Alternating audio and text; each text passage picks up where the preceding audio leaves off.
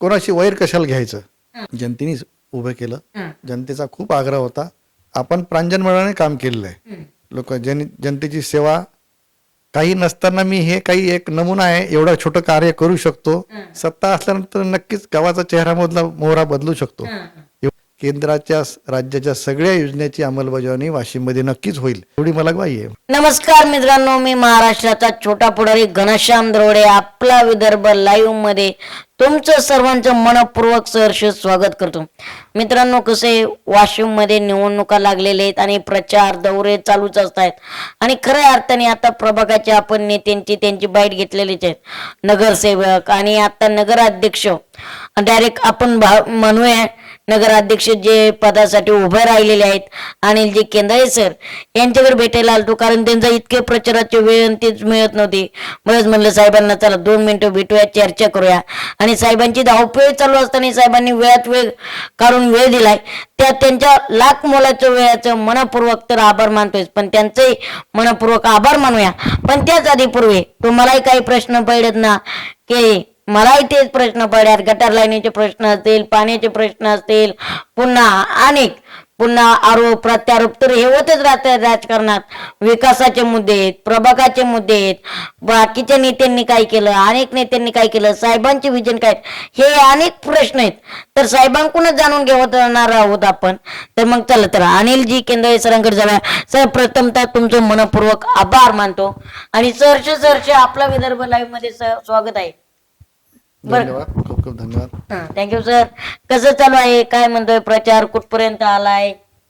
प्रचार तर कधी संपत नसतो. जेवढा केला, 1 फेरी 2 फेरी 3 फेरी ते तो चालूच राहणार आहे. पण माझ्या दृष्टीनं 90% प्रचार पूर्ण झालेला आहे. आणि सकाळच्या शिफ्ट मध्ये आम्ही म्हणजे प्रचार रॅली काढतो. संध्याकाळच्या शिफ्ट मध्ये काही कॉर्नर मीटिंग्स ठेवतो किंवा भेटीगाठी काही विशिष्ट म्हणजे लोकांच्या त्या ठेवत असतो. काल आमदार साहेब होते रॅलीत, काय वाटते का इफेक्ट होतोय म्हणून? नक्कीच आमदार साहेब आहेत, सत्ताधारी आमदार आहेत, वजनदार आमदार आहे आमचे, आणि सत्ताधारी आहेत, निधी खेचून आणण्यात माहिर आहेत ते. मुख्यमंत्र्याचे मला एक विचारायचं साहेब, आम्हाला असं जाणवतं, आम्ही जनतेत गेलो, जनता प्रत्येक जण बोलते की केंद्रे साहेबांना राजकारण करायचं नव्हतं, राजकारणात यायचं नव्हतं, त्यांना इंटरेस्ट नव्हतं, जनतेने उभं केलंय. खरंच तुमचा राजकारणात इंटरेस्ट नव्हता का? राजकारणात इंटरेस्ट याचाही नव्हता की तिथे कोणाशी वैर कशाला घ्यायचं. वैर आताही नाहीये, होणारही नाहीये. आता जेव्हा शिरलो त्यामध्ये तेव्हा कळायला लागलं की असं होतच असते. आपण बाहेर जरी राहिलो तर कोणाशी ना कोणाशी वैर असतेच, फक्त कोणी समोर येत नाही. आता राजकारण घेतल्यानंतर थोडं समोर येते म्हणून. आणि योगायोगाने ओबीसी पडलं, सर्वसाधारण पडलं, म्हणून थोडीशी एक आमच्या सद्गुरूंची आज्ञा पण झाली, त्या आज्ञेनुसारच चालू आहे. बरोबर आहे. म्हणजे एकंदरीत तुम्हाला पक्षाने जर तिकीट दिलं मान्य आहे, म्हणजे जनतेने उभा केलं म्हणायचं. जनतेनेच उभं केलं. जनतेचा खूप आग्रह होता. तसं खरं पाहिलं तर मागील 9 वर्षापूर्वीच जनतेचा आग्रह होता की आपण उभं राहायला पाहिजे, पण त्यावेळेस मनाची मानसिक तयारी नव्हती. बरोबर. पण आता बघा, एकंदरीत विकासाचे मुद्दे असतील, प्रत्येक विकासाच्या मुद्द्याला तुम्ही हातभार लावलाय. सत्ता असताना लोक काम करत नाही, तुम्ही सत्ता नसताना राजकारण करत नसताना सुद्धा बरेच मंदिर असतील, पुन्हा शाळा असतील, काय असेल, त्यांना फुलाची पाकळी देण्याचं काम तुम्ही केलेलं आहे. मग तुम्हाला वाटत होतं का राजकारणात जायसाठी आधी पेरत होते तुम्ही? तसं काहीच उद्देश नव्हता. आपण प्रांजळपणाने काम केलेलं आहे. जनतेची सेवा, तुम्ही कदाचित विचारले असेल कुठे की इथे अमुक देणगी दिली. कोणताही देणगीदार पण साधारण काही देणगी देते, त्याच्या अर्ध्या किमतीचं ते बोर्ड बॅनर हेच लावते. पण मी असे कितीतरी ठिकाणी देणगी दिलेली आहे, मी कुठेच बॅनरबाजी केली नाही किंवा त्याचा ओहापोह केला नाही. क्या बात आहे. म्हणजे एकंदरीत देणगी द्यायची, देणगी देणाऱ्यापेक्षा बॅनरच मोठा असतो. पण तुम्ही देणगी देऊन बॅनर कुठेच लावले नाही, कारण तुम्हाला जाहिरात करायचीच नव्हती. पण एकंदरीत आता राजकारणात आलंय, राजकारणात उतरायचं म्हणलं तर विकासाचे मुद्दे, विकासाचं विजन खूप महत्वाचं असते. मग आता तुमच्याकडे असं काय विजन आहे? हे बघा, मी टेक्निकली सक्षम आहे. मी सिव्हिल इंजिनियर आहे हं. आणि साधारण एक 94 साली नगर परिषदमध्ये मी रोजंदारीवर काम केलेलं आहे. हं. तत्कालीन नगर परिषद अभियंता हे निलंबित झालेले होते. तर त्यावेळेसचा कामाचा प्रभार हे जरी आम्ही रोजंदारीवर असलो इंजिनियर, तर तो प्रभार आमच्याकडे होता आणि त्या काळापासून अनुभव, त्या साधारण 1 वर्ष काम केलं मी. त्या त्या काळामध्ये जो अनुभव आला तो लाख मोलाचा आहे. हं. आणि तेव्हापासून सतत साधारण एक 4-5 टर्म झालेले आहेत. सतत नगर परिषदेच्या संपर्कात आहे. तर कुठून काम कसं करायचं, तांत्रिकदृष्ट्या कसं करून आणायचं, किंवा कुठे काम अडलं तर त्याचे काढून कसं आणायचं, हे मला चांगल्या तऱ्हेने माहिती आहे. म्हणून थोडासा इंटरेस्ट घेतला यामध्ये मी. पण आता मला सांगा, बीजेपी कोण तुम्ही लढताय आणि एकतर तुमची नवीन ओळख, आता वाटते का जनता ऍक्सेप्ट करेल म्हणून? कसं काय? नक्कीच नक्कीच जनतेनेच उभं केलेलं आहे, एक्सेप्ट करेलच. थोडाफार प्रमाणात जे समीकरण होतात काही काही, हं. तर त्यामुळं डगमगायचं काही काम नाही. जनता एक्सेप्ट करेल आणि नक्कीच मताधिक्य चांगलं मिळेल. बरं साहेब, आता आम्ही तुमच्या एरियात आलो, तुमचा एरिया बघितला, तसं तुम्ही नगर अध्यक्ष झाल्याच्या नंतर बाकीच्या एरियांमध्ये माहोल तसा बनवणार आहात का? नक्कीच नक्कीच त्यासाठीच उभं राहिलेलं आहे मी. हं.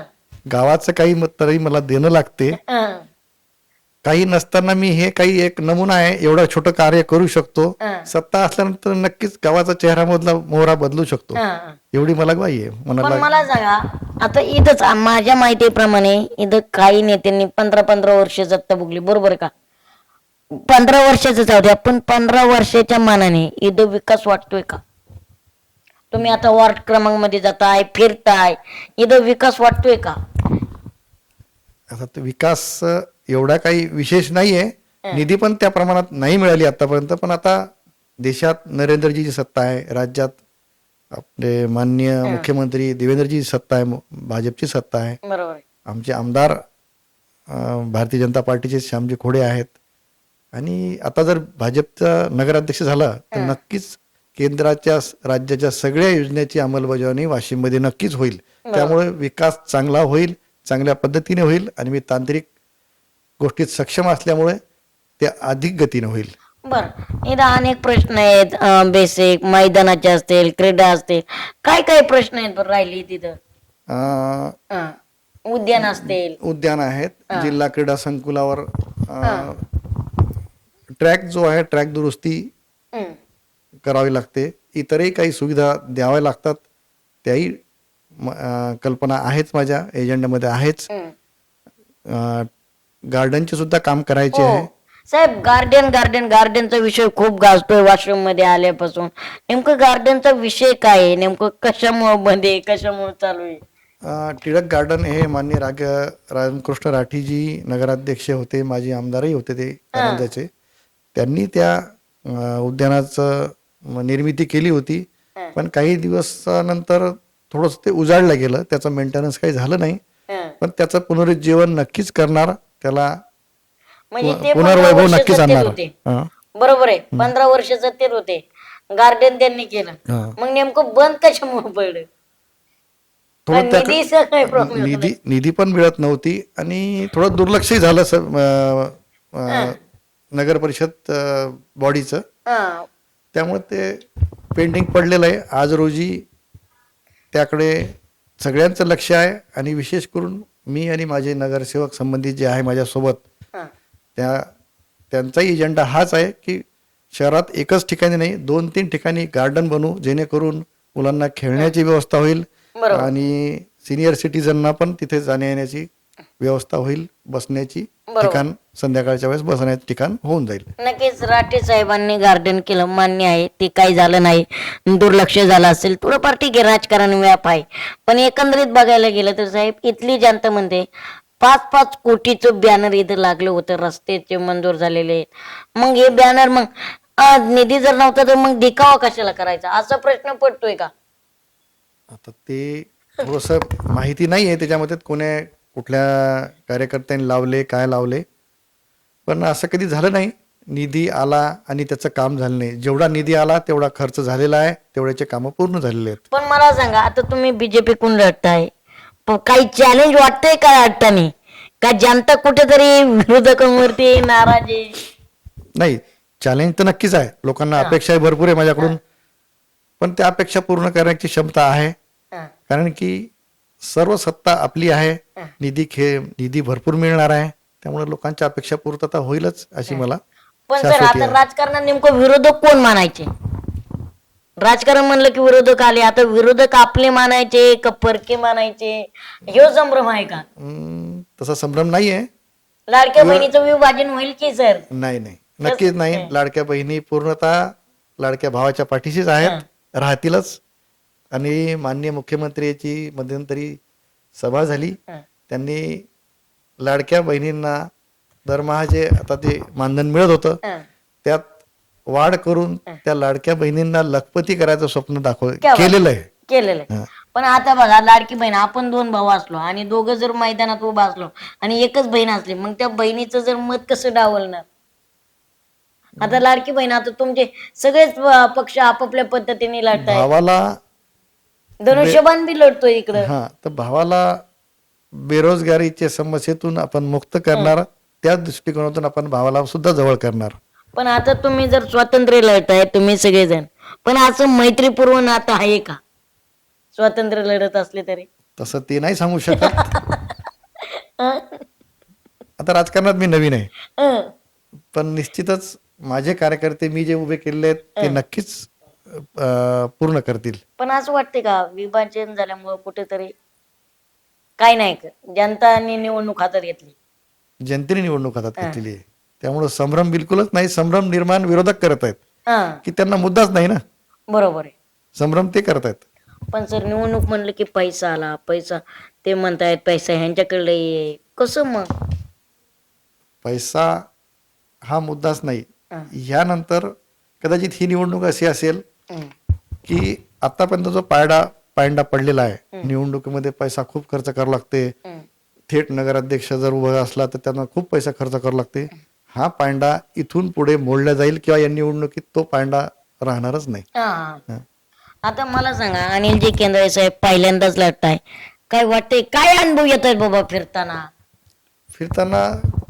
वाईट अनुभव बिलकुलच येत नाहीत. चांगलेच अनुभव येत आहेत. फक्त ते प्रस्ताव टाकतायत की आम्हाला हे पाहिजे, पण आम्हालाही माहिती आहे, म्हणतात की तुम्ही निवडून आल्यानंतर हे नक्की करणार, आम्हाला तुमच्या वतीनं आम्ही इतरांना शाश्वती देत आहे. असं वाटतंय का निवडणूक चॅलेंजिंग असेल माझ्यासाठी? चॅलेंज आहे का वाटतंय? कुठली निवडणूक असो, कार्य असो, ते चॅलेंज असतेच. आणि चॅलेंज समजूनच आपण स्वीकारलं पाहिजे. कारण एक तर बीजेपी पहिल्यांदाच येतं, ओव्हर कॉन्फिडन्स नसला पाहिजे, चॅलेंज समजूनच स्वीकारलं पाहिजे. हो, पण एक तर बीजेपी पण पहिल्यांदाच येतं, त्यातून तुम्ही उमेदवार, हे भल्लाडे उमेदवार, असं वाटतंय का कुठेतरी डगमग आहे का असं काय? काहीच नाही. एक इतिहास घडेल. इतिहास घडेल.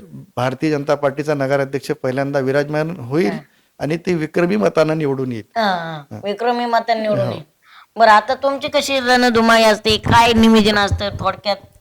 आता विकासाचे तर अजेंडे तुम्ही सांगितलेले, जनतेने तुम्ही सांगितले की तुम्ही बोलत नाही तर डायरेक्ट करून दाखवतो, आणि जे शक्य होईल तेच बोलतो आणि ते करतोच, डायरेक्ट करतोच. बर, आता तुमच्या डोक्यात असे काय विजन आहेत? गार्डन झालं, पुन्हा मैदान झालं, आणखीन काही विजन आहेत का? MIDC असेल? MIDCचा मुद्दा आहे, म्हणजे तिथून बेरोजगारांना संधी मिळेल MIDC डेव्हलप झाली तर. तसेच पाणी पुरवठा जे आहे, वाशिमला पाणी पुरवठा करणारी एक बुर्जी धरणाची जी क्षमता आहे ती क्षमता वाढवणे, त्या व्यतिरिक्त इतर ठिकाणाहून पुरवठा घेणे आणि वाशिमकरांना सप्लाय करणे.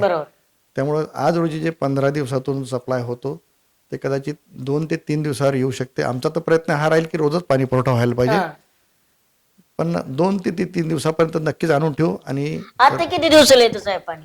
साधारण एक 7 ते 8 दिवसाला येतो. 7 ते 8 दिवसाला, बरोबर आहे. तुम्ही 2 ते 3 दिवसाला पाणी आणणार आणि रोजच देण्याचा प्रयत्न करणार.